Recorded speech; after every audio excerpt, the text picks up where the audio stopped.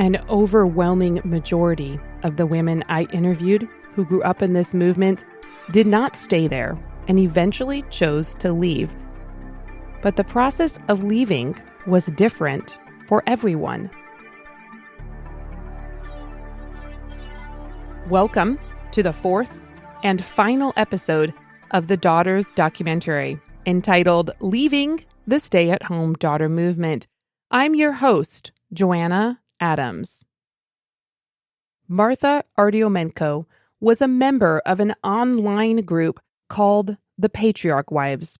Her involvement led her to reconsider and eventually decide to move away from the movement and ideologies under which she lived her life. Ideologies that she said contributed to her staying in an abusive relationship. And that's why I was saying it starts with like the stay-at-home daughter thing, and then Right. It went into that sort of thing, and it just got worse from there. I joined some online email groups, and one of them was called the Patriarch's Wives, and it was very involved with like Vision Forum and Doug Phillips, and they're friends with them, like R.C. Sproul Jr. and, a lot of these big names. Those were people that they knew. And so I think it actually helped me, though, to start questioning things because I'm reading what they're writing and I start asking questions like, Right. What about this? And I've experienced this. How is this right? And, we had some good discussion.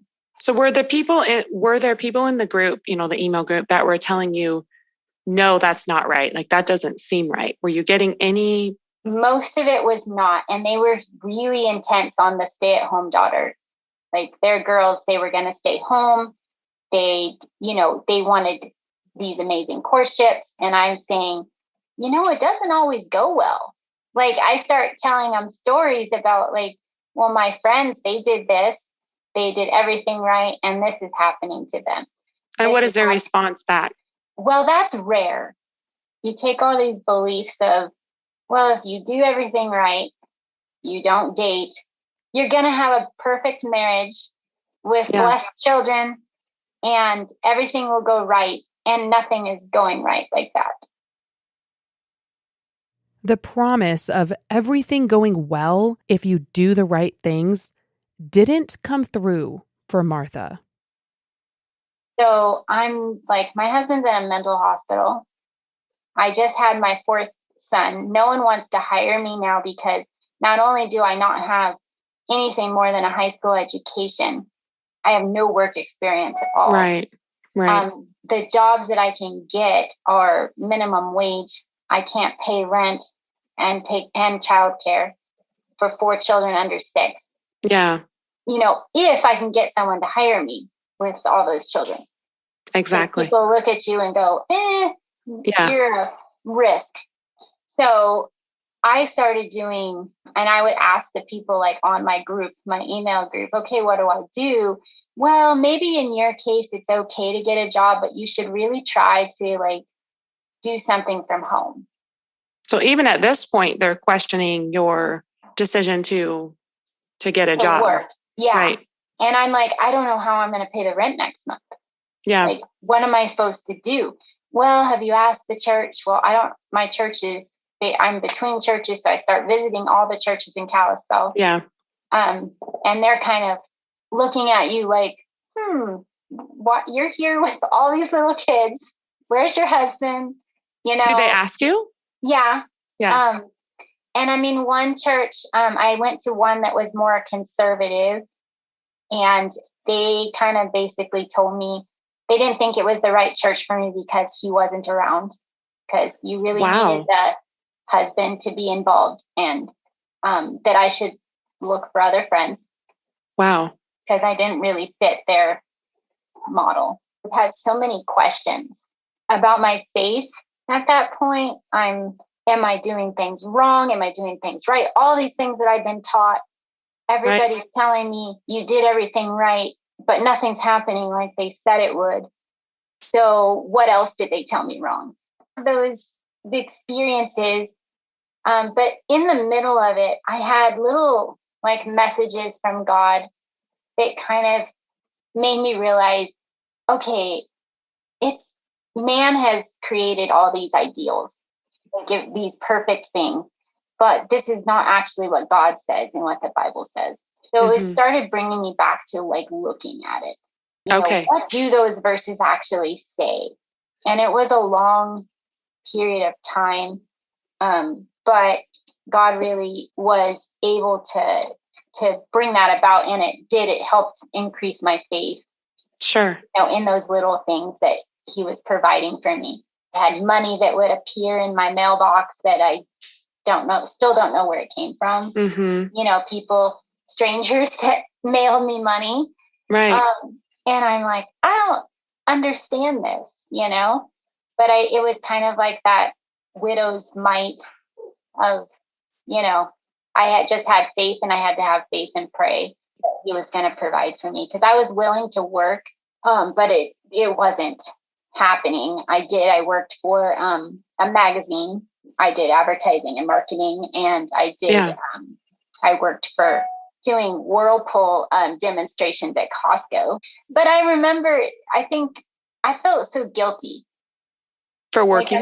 Like I'm doing something wrong. Yeah. But then on the other hand, you feel bad because you have to pay your bills. And so it created this dynamic in your brain of, I'm sinning when there's not really a sin. Sure. You know, and saying, okay, God, if this is sin and this is sin, which is the less sin, I'm going to pick that one. The abuse had just gotten to a point where I didn't want to live anymore. Yeah. And I was, again, facing those choices of, okay, which is worse? You know, you're staying married for the sake of staying married versus I want to die. So I started seeking help for that, and learning what the Bible says about oppression, and kind of looking at the Bible for the very first time through different eyes of, I never really saw God actually says this, and he doesn't say women are lower than men to, like, as far as value. Sure. Which was I think it played a huge role in the whole marriage scenario, all the way down to when I just wanted to be done. And so when he left, I still had a hard time wrapping my head around it. Okay, now I'm working full time. You know, I'm doing jobs and I constantly, even not in those conservative circles, you hear comments like, well, why are you doing this? You know, where's your guy? You know, kind of thing. Sure. You know, why are you talking to the contractor? Why are you telling us what to do? Yeah. Still that. Yeah, for sure. You know, you look too young. You look, you know. As I was researching and conducting these interviews, I became curious of what happened to these leaders. Names like Bill Gothard, Vision Forum, Debbie Pearl, and others. Some, like the Pearls, continue on distributing literature and speaking. More dramatically, some of them were accused of being sexual predators by multiple women. In 2014, Bill Gothard, leader of IBLP, stepped down after 34 women accused him of sexual harassment and molestation. In 2016, Gothard and IBLP were sued by a group of alleged victims. However, due to the statute of limitation laws, the lawsuit was dismissed. Emily Elizabeth Anderson is one of the 34 women who have accused Gothard of misconduct. That experience pulled her away from the movement. Well, when I was 18 years old, I went up to ATI's headquarters in Chicago and was personally counseled by Bill Gothard. And during that time, I was sexually groomed and targeted by him. And when I turned, about a year later, when I turned 19, I came across a website by accident from adults that had left the ATI movement. And they had written many articles that explained the dangers of the movement and how this was not theologically sound.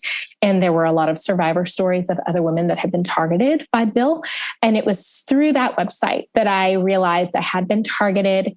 And then within a couple of years, I joined a lawsuit.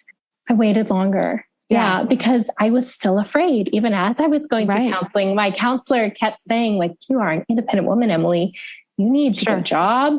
You need to be independent. You need to be living on your own.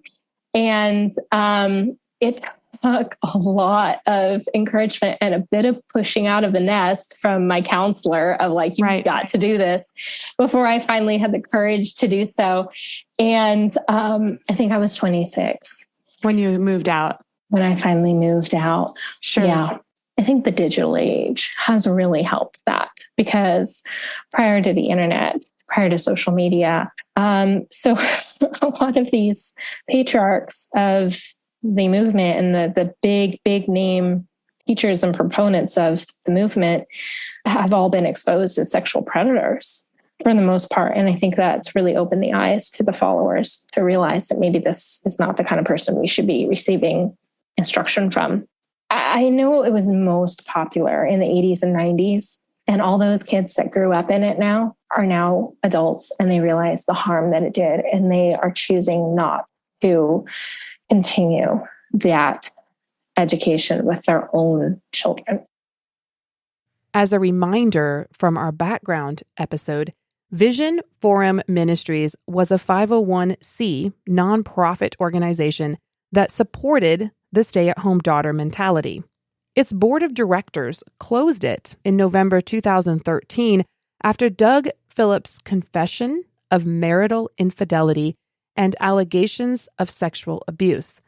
The associated commercial operation, called Vision Forum Incorporated, continued to operate until January 2014, when it was announced that it too was shutting down operations.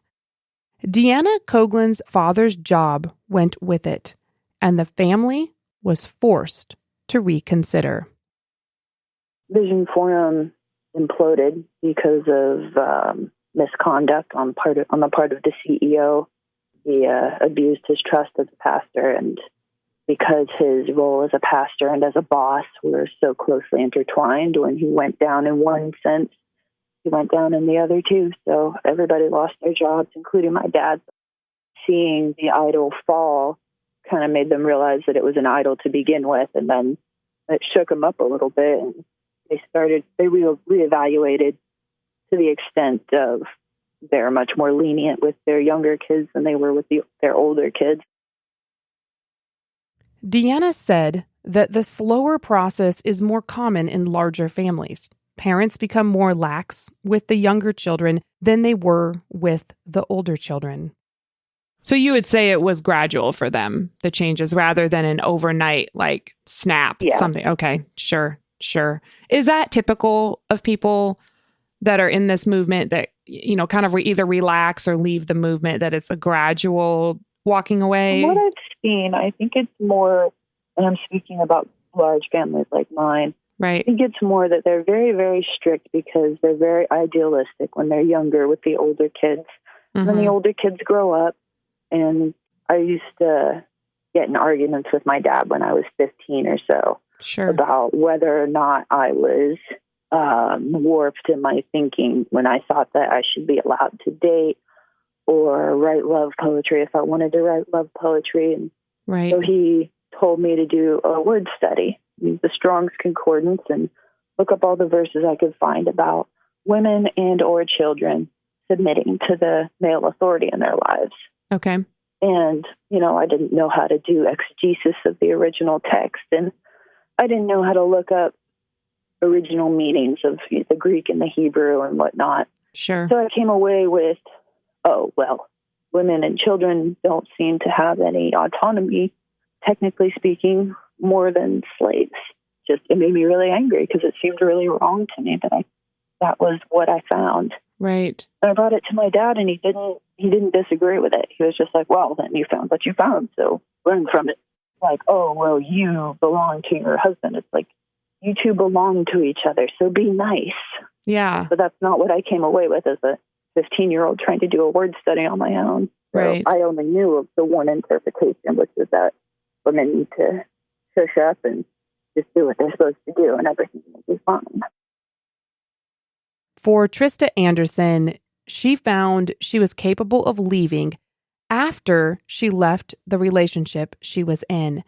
In her opinion, dictating how someone should live their life requires a measure of force.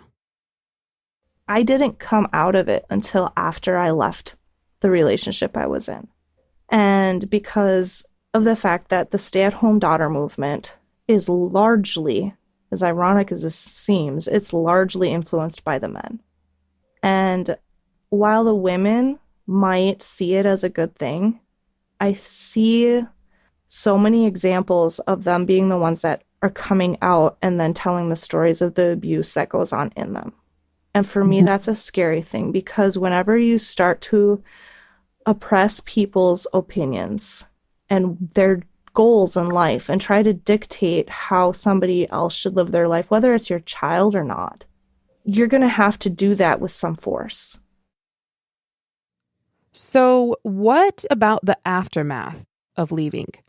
How did women come to terms with the belief system and the evolution of their personal views? How do they see the movement now? For Emily Elizabeth Anderson, it's been a relearning of her Christian faith. I would definitely consider myself a Christian and passionately follow and have a relationship with Jesus Christ, but I deconstructed from religion and deconstructed fully from fundamentalism and patriarchal Christianity.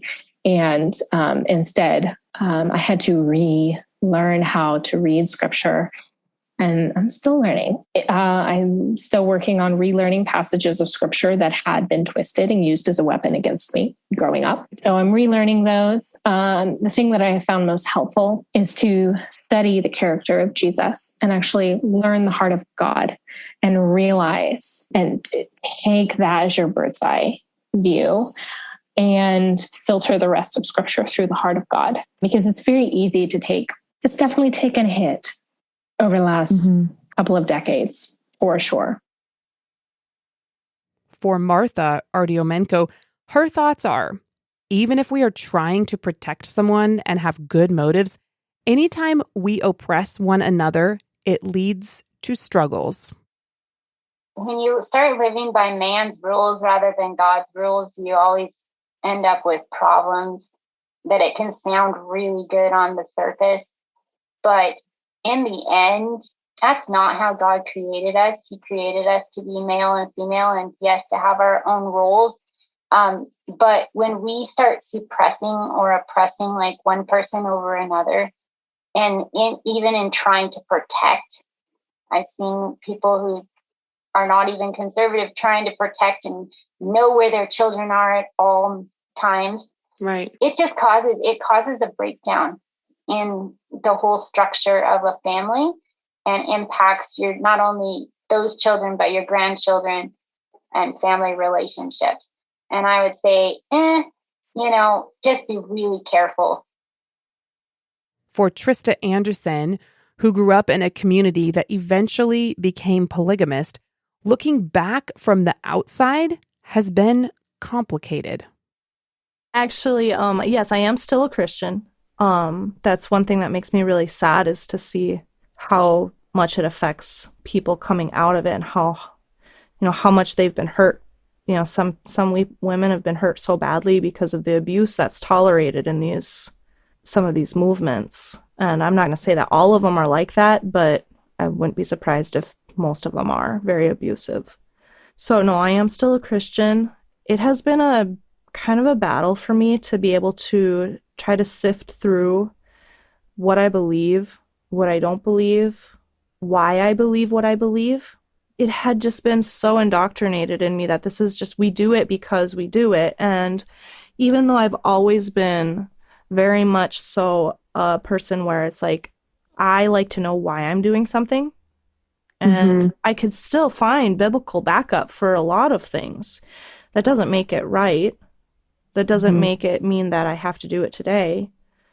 So to try to work through that in my heart, and pull off the guilt and be able to realize who God really is as a person, I think that's probably the biggest challenge has been for me to learn to see God as a loving father, as a loving male figure in my life, because of dealing with now, having worked through all of these things, recognizing the abuse that was going on in the community, recognizing the manipulation, the emotional manipulation, the mental manipulation, the spiritual manipulation, being constantly told that if you do something wrong, then you're going to hell, basically. Going from a fear relationship with God to a relationship that he loves you because he does love you.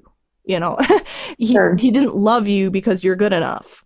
And to just be able to see God that way, I would say that's probably the hardest thing that I've had to deal with.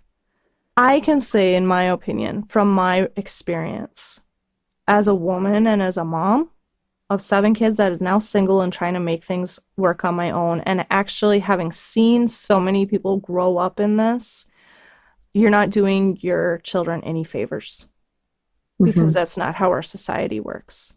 Neglecting their education because you think their life is going to go a certain way is hurting them in the long run.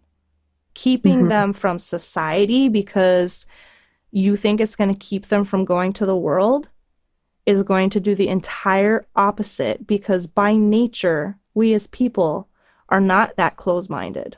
We want to know what's out there. And the moment that they can get the slightest chance of freedom, they're going to run for it. I've seen that happen time and time and time again.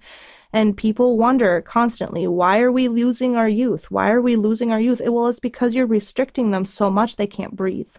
Youth by nature are curious. They want to know what's going on. They want to know both sides. Rebecca acknowledges her relationship worked out, but she highlighted some of the suffering a lot of women went through. I do think that sex is a gift that God reserves for marriage for us, for it to be enjoyed in its best possible way, without baggage and pain and heartbreak. But beyond that, I think there's a lot of extra biblical man-made teachings surrounding dating and relationships and things of that nature. It worked well for me. It worked out, but I feel like that's more of God's grace than it is the mindset or movement being biblical. In that season, I was of the belief that to go to college was sinful, to pursue any kind of job outside the home was sinful, to be outside the home really was sinful. And that is the depth of which the movement does go to. Now, there are so many women and girls, because it continues to this day, but there are so many women who were raised in the height of the stay-at-home daughterhood movement when ministries like Vision Forum were still around. There are other movements and other ministries around to this day that still teach it. But in the heyday, if you will, of the stay-at-home daughterhood movement, I would say the 90s, early 2000s, up to about 2013, give or take, there were so many girls and young women who are now grown women today who were victims of abuse, neglect, spiritual abuse, physical abuse, sexual abuse, just so many wrong things, because it stemmed from a wrong view of women. It stemmed from a view of women as being just those who do the dishes, who cook the meals, who bear the babies. Each of those roles and responsibilities is beautiful and important. They are important. They are not mundane in light of eternity. So you'll never hear me say that. But those were not the only things for which women were created. Looking back, Rebecca feels that a lot of these verses in the Bible used to support stay-at-home daughter ideology have been taken out of context.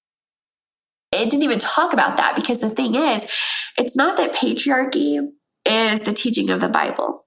It's that patriarchy is the backdrop against which the Bible is portrayed. In other words, patriarchy was the teaching of the day. It was the cultural norm, but it was not what God designed. I asked the question, was there anything you missed about this movement? And one answer I got that was intriguing was yes. The sense of security in knowing what was right and the sense of community in knowing those around you agreed with you. I do miss just being so sure that I knew the right way to do life. Okay. Because now I'm more in a finding myself phase of life. But as far as just things that I enjoyed knowing the people that I knew, Sure. big families that believed the way we did, and just felt so comfortable always being around people that you agreed with. I wish I could just grab all the dads by their shoulders and shake them and say, stop being so controlling, loosen up, stop projecting your weird sexual issues onto your kids. Because I think a lot of the hyper focus on modesty comes from, sadly, men who have a problem with porn. You can't shelter people and expect them to be ready for the world. But the whole I want my girls to be under my authority issue, I think it comes down to just being a control issue, a heart issue. Parents want to feel like they have that control over their world for their kids. And a lot of times I think that they're coming from a good place of just wanting to put their kids into the right spot where they'll be happy for their life. But it just kind of ends up being a power struggle. I think that people should listen to their parents because they have more life experience. But aside from a common sense view, I think that you need to discard the clothes. The trends and the styles from that era fit perfectly into what most people think of as being decently or adequately modest. And when you're raised in a cult or such an extremely bonded bubble community, everybody thinks the same. So sometimes there can be very little conflict, as long as you're all agreeing with each other. Now, a lot of times these families hid dark secrets with abuse. I'm not saying these families were very happy, but as far as just like belief wise, there really wasn't very much conflict because you were all cookie cutters. You all believed the exact same thing. Yeah. That's interesting. I spoke to another lady and she said almost the same thing. She said she missed going to, and I don't even remember if it was ATI conferences or a different kind, basically going and knowing that everyone there was so much in agreement with you that you really did feel like you had just all of these people around you in this sense of community. And she's like, I really missed that part of it. Yes. Which was kind of interesting. Safe, It felt safe. The ATI conferences were the highlight of my year because it was the one time a year I could go to some place and not be afraid of the world, worldly people, because I went somewhere and everybody looked like me and everyone acted like me and talked like me and believed the same thing I did. And there was like, I'm safe. Emily explained what she would say now to someone who is interested in the movement, and how someone has to be ready to hear outside beliefs before they move on. Well, if I could talk to somebody who's considering joining it, I would certainly discuss the dangers that are in it and a bit about my own story and how harmful some of these beliefs can be. But someone who's in it, they have to become at the right place of mind that they're willing to accept an outside voice. Because I know if I had come across that website that I discussed before, I know if I had come across it just a year prior, I would have scoffed and would have said, those are just bitter people and they're not real Christians and their theology is all messed up. I would say the allure of the movement is its supposed stability and the vending machine gospel of put good in, get good out. Because we're told everything is definitive that if you follow these rules, these blessings will happen. If you stay a virgin until marriage, then you're going to have an amazing sex life in marriage. Mm-hmm. If you stay under the protection of your father, you're never going to get physically assaulted out and about in public, that sort of thing. And so there's a lot of false security in that, where you think that you're going to be protected from certain bad things happening to you if you follow all the rules. And that's very alluring. Because we want, I think, as humans living in a very broken world, we crave control and we crave stability, and we want to prevent bad things from happening. But you have to come to a realization as you begin deconstructing from the movement. You have to realize that it is the ultimate lie, and that there's nothing that you can do to control how your life is going to turn out in these specific, areas. And I really miss the close community. I've rebuilt my community for sure. But, one of the difficult things about being an adult is learning to have a relationship with somebody who doesn't believe the exact same way that you do. And that can be hard sometimes because you have disagreements, and sometimes relationships fall away and friendships fall away.